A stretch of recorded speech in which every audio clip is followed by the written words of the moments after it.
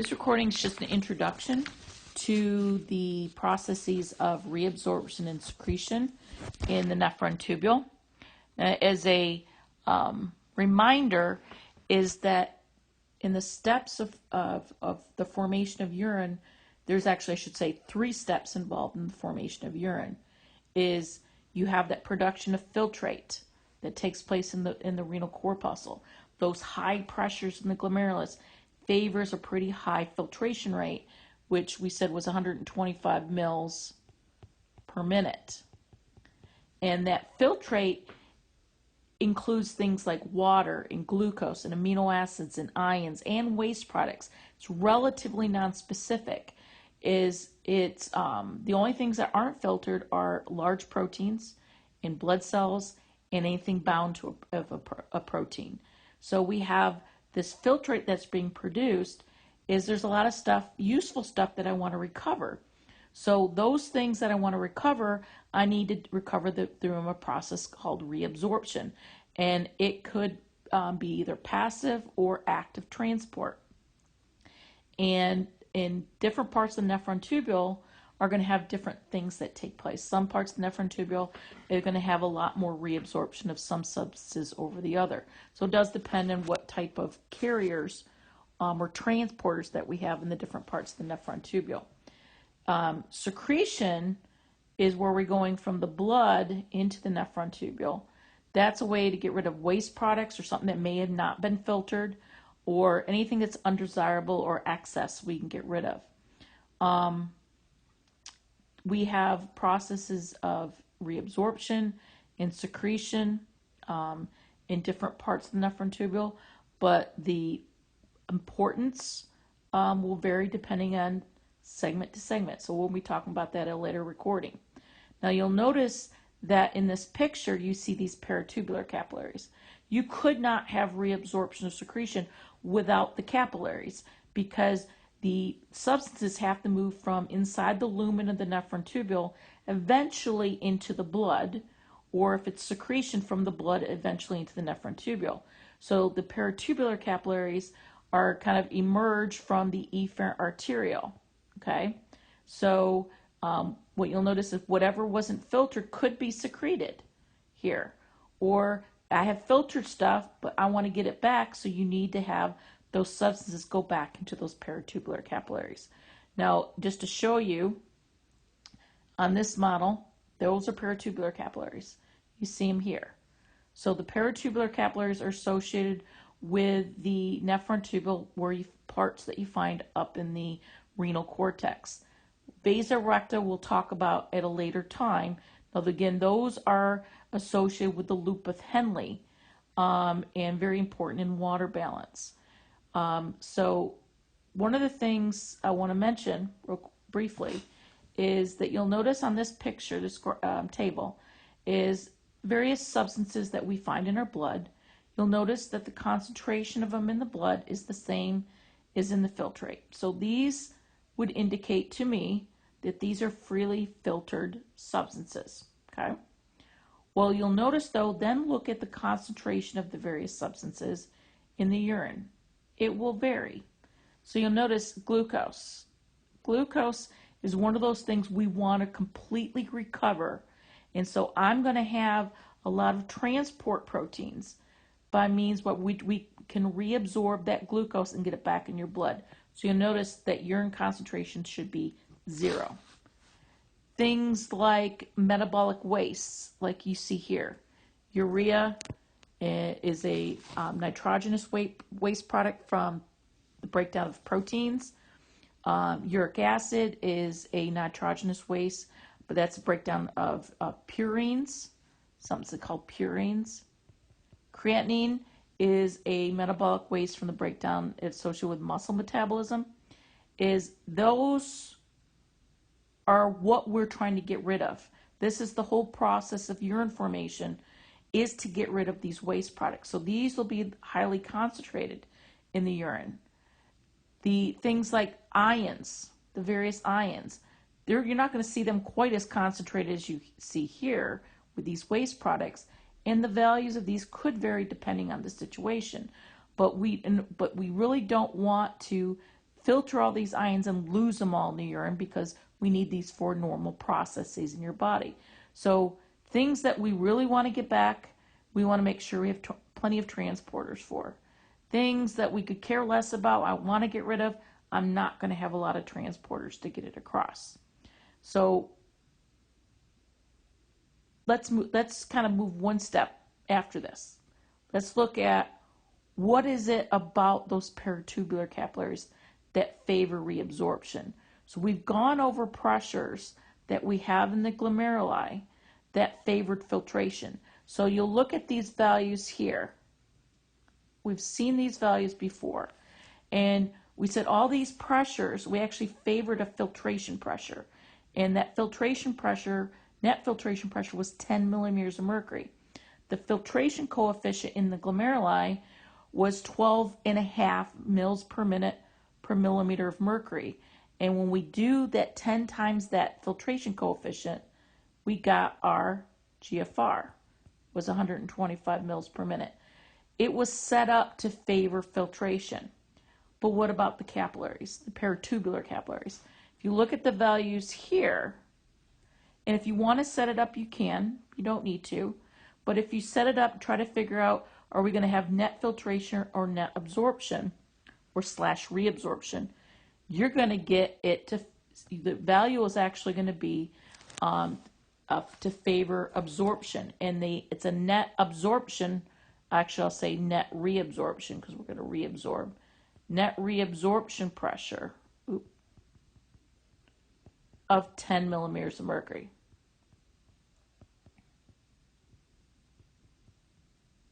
And the filtration coefficient for peritubular capillaries is 12.4 mils per minute per millimeter of mercury.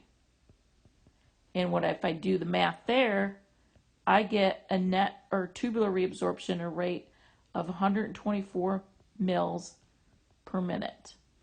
So we're filtering 125 mils per minute, but we're going to reabsorb 124 mils per minute. So that's a net urine production of about a mil per minute, which again can vary a little bit.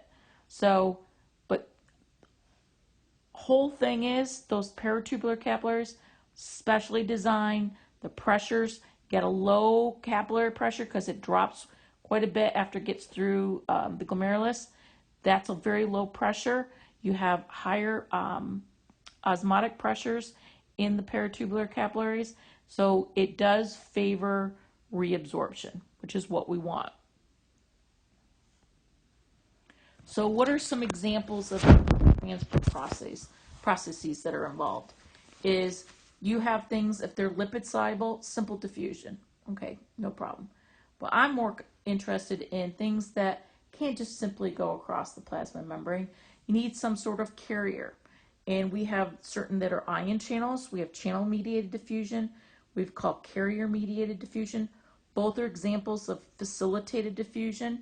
Is the substance is polar, so we need some sort of special protein to allow that substance to move across. And they're going to be specific.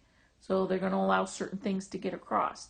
And the situation is set up is that you'll have a favorable electrochemical gradient for these things to go from the tubular lumen here across that membrane and back into the interstitial fluid and eventually into your bloodstream. Now we do have active transport mechanisms that will be involved that require the expenditure of ATP. So we'll be mentioning those at a later date. But one of the things I do, I want to mention a couple little bit of terminology looking at that carrier mediated transport. So I want to look at what you see here. Okay, so those are going to be like if I want to say move say glucose, is that protein needs to be open like this. And if I want to get it into the cell, I then need to change my conformation and then dump it into the cell. So they're going to, they don't form a channel, but they're going to be open or closed depending on the situation. So what better word? We'll just leave it at that. Now we do have different types of transport we can call, or carrier proteins. We have uniporters, where it only allows one substance to get across. Symporters, these can move two or more substances across, but they're going to go in the same direction, like you see here with sodium glucose right here. Or we call antiporters, in which we have substances move in opposite directions. And we're going to see those. We're going to encounter those when we look at some of the transport processes involved.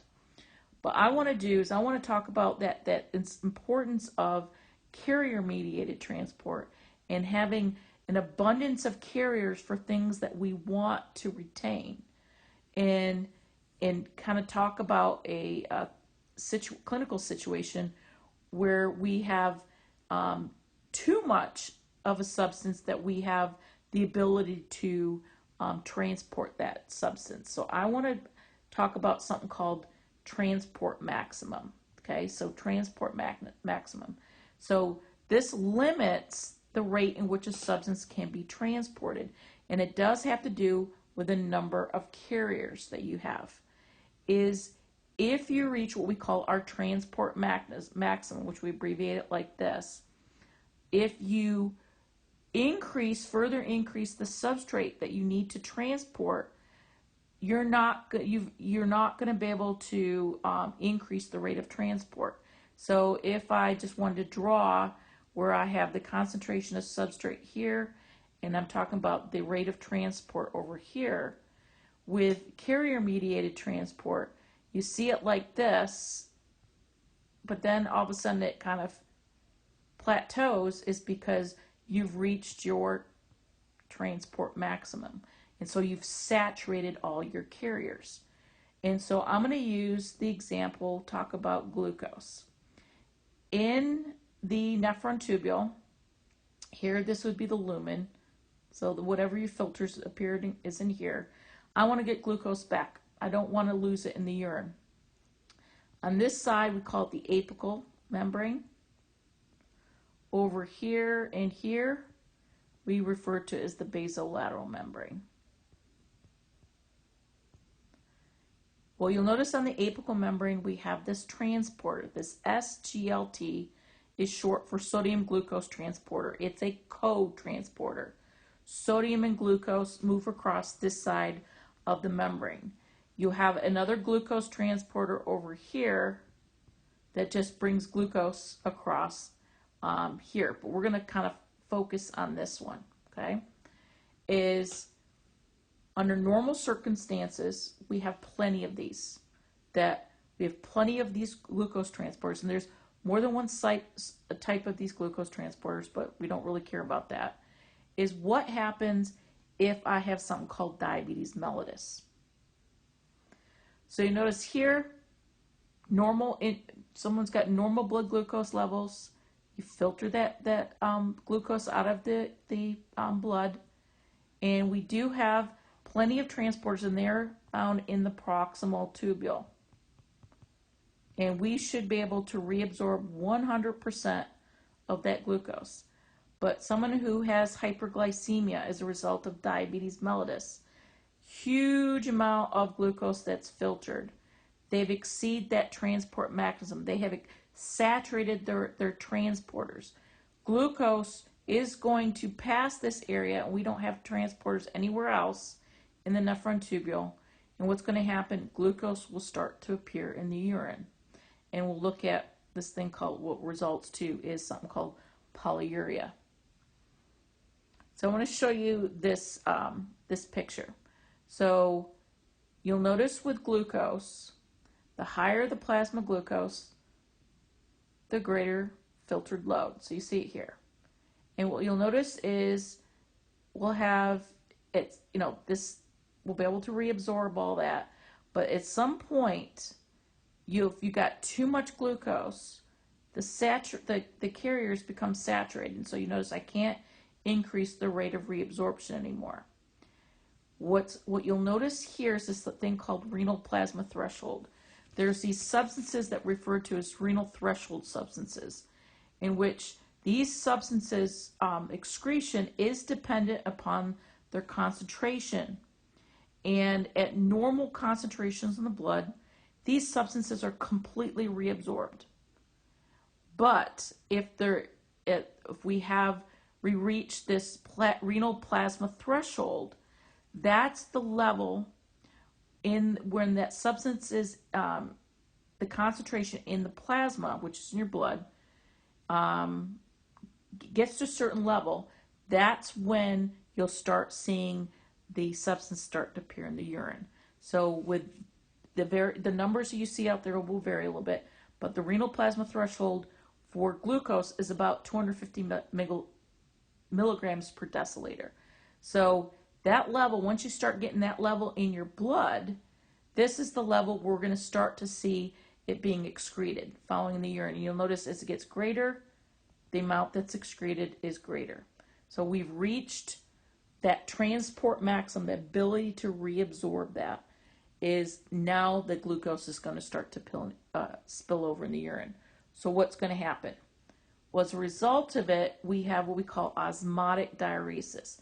Diuresis is where we have increased loss of body water in the urine, and there's a number of different things that can cause diuresis. I'm focusing on this one right now. Glucose is an osmotically active substance. Water is attracted to it. So if parts of the nephron tubule are permeable to water, and you've got all this glucose in that tubular lumen, it's going to draw water with it. And so your urine output increases. So you end up with polyuria. So you have polyuria. That's also going to lead to something called polydipsia, where you're going to drink a lot. Now, the reason why they're going to call it diabetes mellitus, going to go back here. Diabetes mellitus. Diabetes is from a Greek word that means siphon. So water is going to be like siphoned through. You're going to be peeing out a lot. Mellitus is a word that means honeyed. That urine is sweet, but you're going to be peeing a lot. We'll talk about diabetes insipidus and its relationship to diabetes mellitus in a later recording. But you have heard about diabetes insipidus previously, but diabetes mellitus, this one is associated with polyuria, just like diabetes insipidus. But this here, the glucose appears in the urine because we've now exceeded the ability of those transport proteins that we find in the proximal tubule to reabsorb it. So we've reached what we call that transport maximum. So we'll do in subsequent recordings, we're going to look at the major things that take place in different parts of the nephron tubule.